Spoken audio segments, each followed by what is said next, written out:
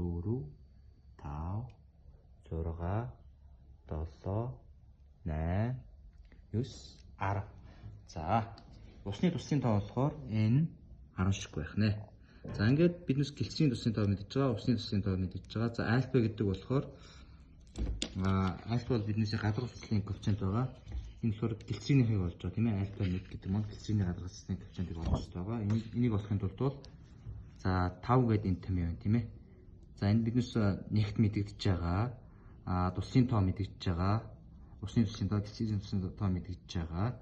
За эндээс бол альфа 2 мэдэгдэж байгаа тийм ээ. Альфа энэ дээр энэ байна тийм үү? 0.73 гэдэг усны гадаргалсан коэффициент мэдэгдэж байна. За эндээс бол альфа 1 болмоо гэсэн үг. За ингэж олд дуусчихад за энэ альфа бол гадаргалсан коэффициент бол нэмээд дундчлах юм тийм ээ. Дундчлаад энэ дээр бичих юм байна. За дараагийн нь болохоор стандарт ихтгэл мөж.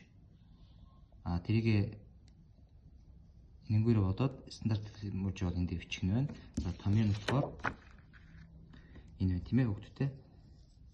За стандарт ихтгэл мөж болох нь. За стандарт ихтгэл мөжийн дараа болохоор авсуу талдаа болж байна юм. Авсуу талдаа харьцангуй алдаа болох нь.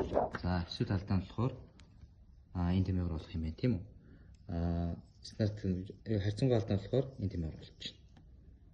За ингээд авсуу талдаа харьцангуй алдаага олцоход энэ альфагаар бол хэмжилтийн график зурна. Альфа буюу гадарласан коэффициентээр хэмжилтийн график зурна гэсэн. Хэмжилтийн графикийг зурчаад шалах асуултанд хариул.